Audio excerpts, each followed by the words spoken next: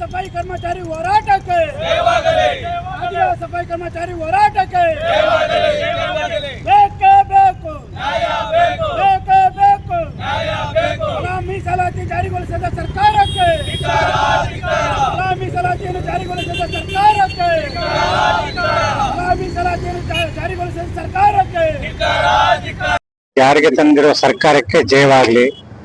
ನಾವೆಲ್ಲರೂ ಕೂಡ ಒಳ ಮೀಸಲಾತಿಯಿಂದ ಪರವಾಗೇ ಇದೀವಿ. ನಾವು ದಯವಿಟ್ಟು ಸರ್ಕಾರ ಏನೇ ತಾರತಮ್ಯ ಇದ್ರೂ ಕೂಡ ಒಳ ಮೀಸಲಾತಿಯನ್ನ ಜಾರಿಗೆ ತರಬೇಕಂತ ಈ ಸಭೆಯಲ್ಲಿ ನಾನು ಕೇಳ್ಕೊಳ್ತಾ ಇದ್ದೆ. ಏನು ಒಳ ಮೀಸಲಾತಿಯ ಒಂದು ವರ್ಷ ತುಂಬಿದೆ, ಸುಪ್ರೀಂ ಕೋರ್ಟ್ ಆದೇಶ ಕೊಟ್ಟು. ಹಾಗಾಗಿ ನಾವು ಪ್ರತ್ಯೇಕವಾಗಿ ಸಫಾಯಿ ಕರ್ಮಚಾರಿ, ಪೌರ ಕಾರ್ಮಿಕರು ಮತ್ತೆ ಮ್ಯಾನೇಜ್ಗೆ ಹೊಂದಿರುವಂತ ಈ ವೃತ್ತಿಲಿರ್ತಕ್ಕಂಥ ನಮ್ಮ ಮಾದಿಗ ಸಮುದಾಯದವರಿಗೆ 78 ವರ್ಷ ಸ್ವತಂತ್ರ ಕಳೆದ್ರೆ ನಮ್ಗೆ ಇಲ್ಲಿವರೆಗೂ ಒಳ ಮೀಸಲಾತಿ ಅನ್ನೋದು ದಕ್ಕಿಲ್ಲ. ಹಾಗಾಗಿ ಇವತ್ತು ಏನು ಬಾಬಾ ಸಾಹೇಬ್ ಅಂಬೇಡ್ಕರ್ ಅವರು ಎಲ್ಲ ಒಂದು ಸಂವಿಧಾನದಲ್ಲಿ ಈ ಭೂಮಿ ಮೇಲೆ ಬರತಕ್ಕಂತ ಸಂಪತ್ತಲ್ಲಿ ಎಲ್ರಿಗೂ ಸಮಬಾಳು ಸಮ ಜೀವನ ಅಂತ ಹೇಳಿ ಮತ್ತೆ ಸಾಮಾಜಿಕ ನ್ಯಾಯ ಅಂತ ಹೇಳ್ತಾ ಇದಾರೆ. ಆದ್ರೆ ಇವತ್ತು ಒಳ ಮೀಸಲಾತಿ ಕೆಲವು ಹೋರಾಟಗಾರರೆಲ್ಲ ಮಾಡ್ಕೊಂಡು ಅವರು ಹೋರಾಟಗಾರರು ಮನೆ ಮಠ ಕಳ್ಕೊಂಡು ಎಷ್ಟೋ ಲಾಠಿ ಚಾರ್ಜ್ ಬಿದ್ದಿದ್ರು, ಎಲ್ಲ ಬಿದ್ದಿದ್ರು ಸಹ ಇವತ್ತು ಸರ್ಕಾರ 1 ವರ್ಷ ಕಳೆದ್ರು ಮೀನಾಮೇಷವಾಗಿ ಇವತ್ತು ದತ್ತಾಂಶ ಅಂತಿದೆ.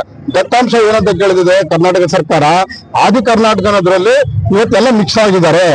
ಆ ರೈಟ್ ಲೆಫ್ಟ್ ಅಂತ ಏನಾಗಿದೆ ಅವರೆಲ್ಲ ಮಿಕ್ಸ್ ಆಗಿದೆ ಅಂತ ದತ್ತಾಂಶ ತಗೊಳಕ್ಕೆ 3 ತಿಂಗಳು ಟೈಮ್ ತಗೊಳ್ತು ನಾಗಮೋಹನ್ ದಾಸ್ ಅವರು. ಅದು ಸಿಕ್ಕಿದೆ. ಈಗ ಉದಾಹರಣೆಗೆ ಹೇಳ್ಬೇಕಂದ್ರೆ ಆ ದತ್ತಾಂಶ ಕೇಳಿದ್ ನಾವೆಲ್ಲ ಮಾತಿದೆ. ನಮ್ಮನ್ನ ಇಲ್ಲಿ ಏನಂತಾರೆ, ಪೌರ ಕಾರ್ಮಿಕರು ಕಸ ಗುಡ್ಸೋರು ಅಂತ ನಮ್ಮನ್ನ ಕಡೆಗಣಿಸಿದೆ ಎಲ್ಲ ಸಮಾಜಗಳು, ಎಲ್ಲ ಸರ್ಕಾರಗಳು. ಇವತ್ತು ನಿಜಕ್ಕೂ ಒಳ ಮೀಸಲಾತಿ ಸಿಗ್ಬೇಕಾಗಿರೋದು ನಮ್ಮಂತವ್ರಿಗೆ. ಕಟ್ಟ ಕಡೆಯ ಜನ ಯಾರಂದ್ರೆ ಇವತ್ತು ನಾವು ಮಾದಿಗ ಸಮಾಜದವರು, ನಾವು ಮೂಲ ಮಾದಿಗರು. ಇವತ್ತು ವೃತ್ತಿ ನಂಬ್ಕೊಂಡು ಬಿಡ್ತಾ ಇದೀವಿ. ನಮ್ಮ ಮಕ್ಕಳು ಇನ್ನೂ ಎಜುಕೇಶನ್ ಇಲ್ಲ, ಆರ್ಥಿಕತೆ ಇಲ್ಲ, ಯಾವುದೇ ರೀತಿಯಾಗಿ ನಾವು ಮುಂದೆ ಬರ್ಲಿಕ್ಕೆ ಸಾಧ್ಯ ಆಗ್ತಿಲ್ಲ. ಹಾಗಾಗಿ ಮುಂದಿನ ದಿನಗಳಲ್ಲಿ ಇವತ್ತು ಅವ್ರು ಹೇಳಿದ್ದಾರೆ, ಇನ್ನು 10 ದಿನ 15 ದಿನ ಒಳ ಮೀಸಲಾತಿನ ನಾವು ಜಾರಿಗೊಳಿಸ್ತೀವಿ, ಮೋಹನ್ ದಾಸ್ ಅವರು ರಿಪೋರ್ಟ್ ಕೊಡ್ತೀವಿ ಅಂತ ಹೇಳಿದ್ದಾರೆ.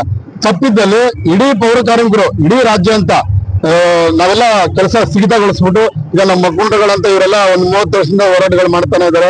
ಮುತ್ತರಾಜನವರು, ಬಿ ಎಸ್ ಸುಬ್ರಹ್ಮಣ್ಯ ಅವರು, ಇಲ್ಲೆಲ್ಲ ಸುಮಾರು ಹಿರಿಯರಿದ್ದಾರೆ.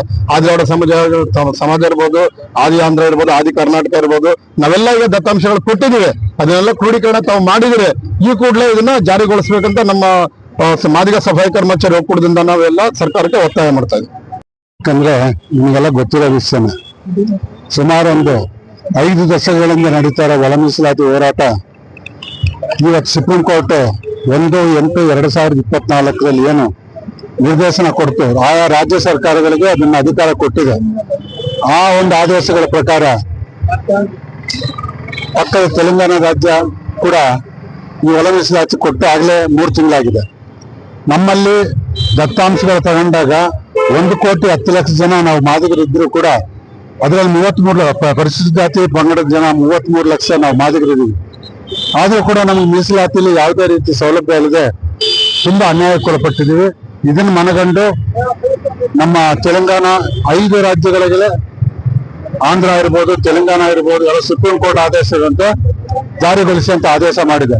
ಆದ್ರೆ ನಮ್ಮ ಕರ್ನಾಟಕ ಸರ್ಕಾರ ಇವತ್ತು 1 ವರ್ಷ ಆದ್ರೂ ಕೂಡ ಇರೋ ದತ್ತಾಂಶಗಳನ್ನ ಕೊಟ್ಟು ದತ್ತಾಂಶಗಳನ್ನ ಕ್ರೋಢೀಕರಣ ಮಾಡಿ ನಮಗೆ ಮೀಸಲಾತಿ ಏನು ಕಾಂತರಾಜ್ ವರದಿ ಇರ್ಬೋದು, ಅಥವಾ ಸದಾಶಿವ ಆಯೋಗ ಇರ್ಬೋದು, ಮತ್ತೆ ಮಾಧುಸ್ವಾಮಿ ವರದಿ ಇರ್ಬೋದು, ಅಥವಾ ರತ್ನಪ್ರಭಾ ಅರಸು ವರದಿ ಇರ್ಬೋದು, ಇವುಗಳ ದತ್ತಾಂಶನ ತಗೊಂಡಿಲ್ಲದೆ ಬೇರೆ ಯಾರದೋ ಒಂದು ದುರುದ್ದೇಶದಿಂದ ಈ ಒಳ ಮೀಸಲಾತಿ ಕೊಡಕ್ಕೆ ತಾರತಮ್ಯ ಮಾಡ್ತಾ ಇರೋದು ನಮಗೆಲ್ಲ ಕಂಡು ಬಂದಿದೆ.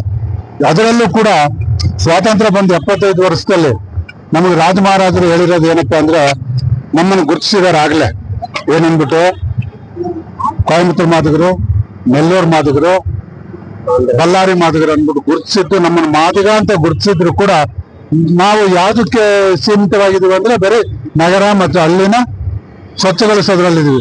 ನಮಗೆ ಯಾವುದೇ ಮೀಸಲಾತಿ ಇಲ್ಲದೆ ನಮ್ಮ ಪೀಳಿಗೆ 70 ವರ್ಷದಿಂದ ಹೊಸ ಪೀಳಿಗೆ ಬಂದಿದೆ ನೋಡಿ, ಅದಕ್ಕೆ ಯಾವುದೇ ವಿದ್ಯಾರ್ಥಿ ಸೌಲಭ್ಯ ಇಲ್ಲ.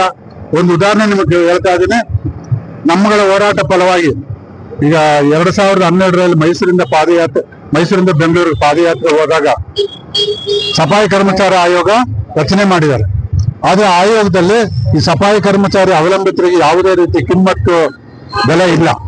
ಆ ಗವರ್ನರ್ ಸೈನ್ ಹಾಕಿದ್ದಾರೆ ಏನಂದ್ಬಿಟ್ಟು, ಇದು ಸಫಾಯಿ ಕರ್ಮಚಾರಿ ಆಯೋಗದಲ್ಲಿ ಪೌರ ಕಾರ್ಮಿಕರ ಅವಲಂಬಿತರಿಗೆ ಮಾತ್ರ ಸ್ಥಾನ ಕೊಡಬೇಕು, ಮತ್ತೆ ಅವ್ರ ಮಕ್ಕಳಿಗೆ ಮೆಂಬರ್ ಕೊಡ್ಬೇಕಂತ. ಅದನ್ನ ಈ ಸರ್ಕಾರಗಳು ಪಾಲಿಸ್ತಾ ಇಲ್ಲ. ಒಳ ಮೀಸಲಾತಿಲ್ಲ ಅಂತ ಇನ್ನು ಮಾತಾಡೋ ರೀತಿನೇ ಇಲ್ಲ. ನಮಗೆ ವಿದ್ಯಾಭ್ಯಾಸದಲ್ಲಿ ಸುಮ್ಮನೆ ಮಾತಾಡ್ತಾರೆ, ಪಾಠ ಪೂಜೆ ಮಾಡ್ತಾರೆ, ಹೆಣ್ಮಕ್ಳಿಗೆ ಸೀರೆ ಕೊಡ್ತಾರೆ, ಅದು ಯಾವುದೇ ಮೀಸಲಾತಿ ಇಲ್ಲ. ಯಾವುದೇ ಕಾಲೇಜಲ್ಲಿ ಒಳ್ಳೆ ವಿದ್ಯಾರ್ಥಿಗಳಿಗೆ ಯಾವುದೇ ಸ್ಕಾಲರ್ಶಿಪ್ ಒಂದು PG ಕೊಡೋ ವ್ಯವಸ್ಥೆ ಇದೆಯಾ? ಇಲ್ಲ. ಈ ಮೀಸಲಾತಿಲಿ ಬರ್ಬೇಕಾದ್ರೆ ನಮ್ಮ ಮಕ್ಕಳು ಓದಿ ಮೀಸಲಾತಿ ತಗೋಬೇಕಾದ್ರೆ ತುಂಬಾ ಕಷ್ಟ. ಅದರಲ್ಲೂ ನಿಮ್ಗೆ ಗೊತ್ತಿರೋ ಮಟ್ಟಿಗೆ ಒಂದು ವಿಚಾರಣೆ ಹೇಳ್ತಿದ್ದೀನಿ. ಕರ್ನಾಟಕ ರಾಜ್ಯದಲ್ಲಿ ಪ್ರತಿ ವರ್ಷ 7,500 ಜನ ಸ್ನಾತಕೋತ್ತರ ವಿದ್ಯಾರ್ಥಿಗಳಲ್ಲಿ 70 ಜನ ಆಯ್ಕೆ ಮಾಡೋಕೆ ನಮ್ಮ ಕೈಯಲ್ಲಿ ಆಗ್ತಾ ಇಲ್ಲ.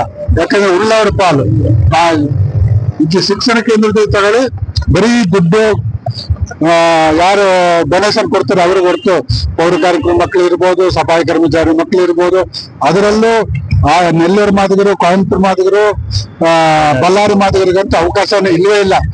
ನಮ್ಮಲ್ಲಿ ಏನಾಗಿದೆ, ಈ ಒಳ ಮೀಸಲಾತಿ ಕೊಟ್ಟರೆ ಮಾಧುಸ್ವಾಮಿ ವರದಿಯಲ್ಲಿ 7% ಕೊಟ್ಟಿದ್ದಾರೆ. AD, AK ಮತ್ತೆ